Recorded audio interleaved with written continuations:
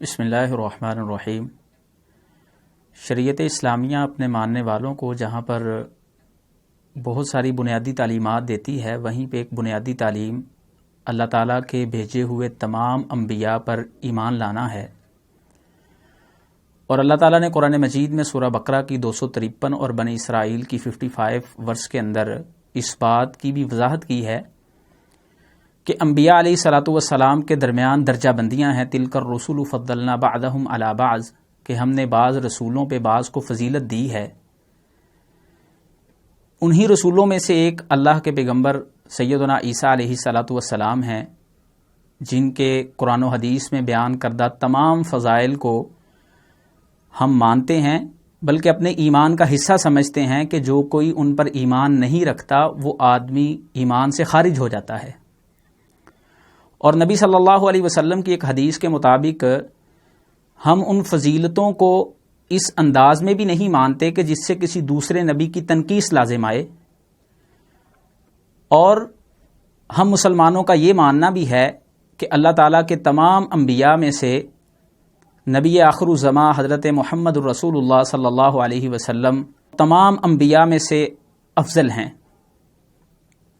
اور یہ اللہ کے نبی کا دعویٰ بھی موجود ہے، حدیث ہے، اللہ کے نبی نے فرمایا انا سید ولد آدم، کہ میں آدم کی اولاد کا سردار ہوں۔ تو اب سیدنا مسیح علیہ الصلاۃ والسلام یا کسی دوسرے نبی کے جو جزوی فضائل بیان کیے گئے ہیں، ان کی بنیاد پر اگر کوئی شخص یہ دعویٰ کرے کہ وہ ان فضائل کی وجہ سے نبی آخر الزماں صلی اللہ علیہ وسلم سے بھی افضل ہے، تو یہ اس کی جہالت اور کفر پر مبنی ایک عقیدہ ہے۔ جیسا کہ مسلمانوں میں سے کسی کا بھی یہ ایمان نہیں ہے کہ نبی آخر الزماں صلی اللہ علیہ وسلم تمام انبیاء میں سے افضل نہیں ہیں۔ کچھ دن پہلے ایک سوشل میڈیا پہ ویڈیو دیکھی جس میں علامہ بشارت محبوب مغل، جو اپنے نام کے ساتھ علامہ لگا کے مسلمانوں کو یہ باور کرواتے ہیں کہ وہ کوئی اسلام کی خدمت کر رہے ہیں، تو ان کے نام کے ساتھ جو علامہ لگا ہوا ہے یہ ایسے ہی ہے جیسے پادری برکت اللہ اپنے نام کے ساتھ علامہ برکت اللہ لگایا کرتے تھے۔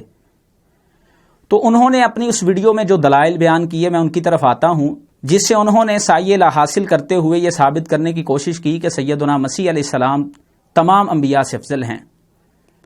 اور اس میں قرآن مجید سے انہوں نے دلیل پڑھی کہ اللہ تعالیٰ نے قرآن مجید میں فرمایا ہے کہ وجیہن فی الدنیا والآخرہ، کہ وہ دنیا اور آخرت میں صاحب مرتبہ ہیں۔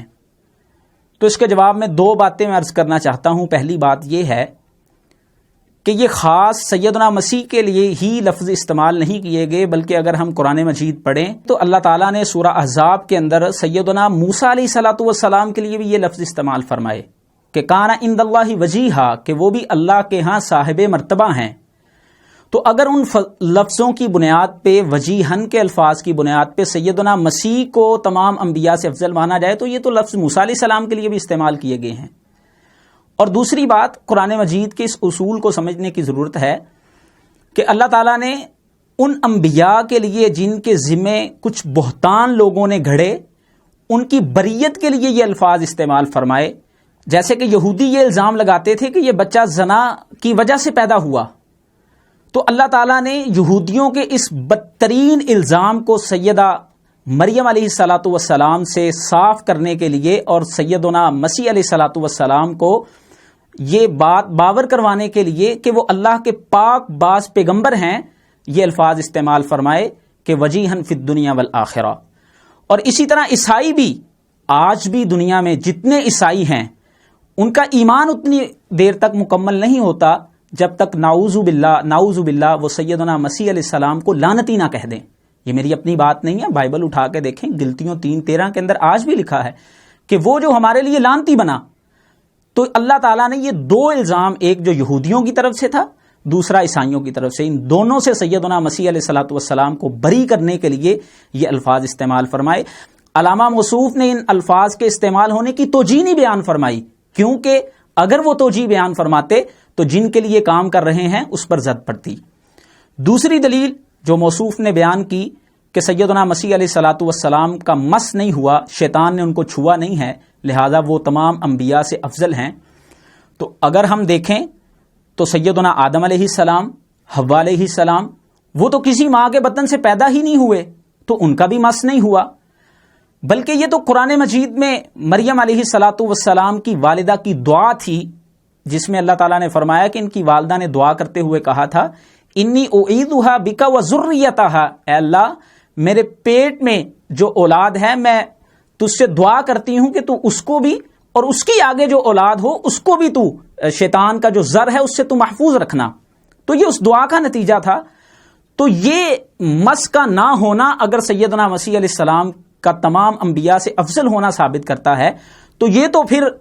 آدم علیہ الصلاۃ والسلام کا مس بھی نہیں ہوا، اما حوا کا بھی نہیں ہوا. اس کا مطلب ہے کہ وہ بھی تمام انبیاء سے افضل ہیں.